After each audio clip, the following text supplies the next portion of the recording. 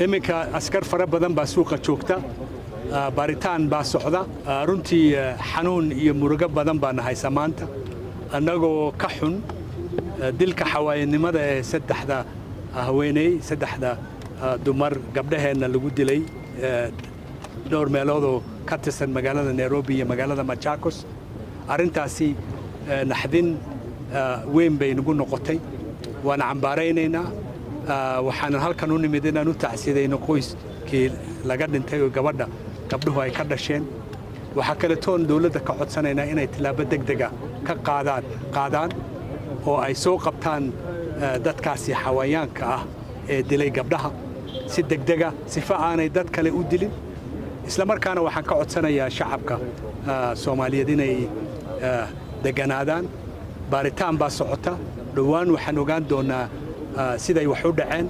waxaan rajaynaynaa sida ugu dhaqsi badan in la soo qabto nimankaasi gacan ku dhiglayaasha ah ee gabdhaheenna dilay mana nasanayno ilaa inta laga helayo annaguna waan isu imanaynaa waan ka tashan doonaa nabadgelyada xaafadana waan ballaarin doonaa waqti dhow waxaan ka soo noqday agaasimaha DCI oo baaritaanka wada oo ii warramay tilaabooyin degdeg ah ayaan dawladda ka filanaynaa inay qaadaan oo ay ka qaadaan dadkii wax geystay dilkaasi geystay la soo qabto maxkamadna la keeno loona ciqaabo dambiga ay galeen xabsi ay jirtaa xaafadda Islii waxa leeyahay tuugada waliga joogan taasi ma ka dhigay iminka askar fara badan baa suuqa joogta baaritaan baa socda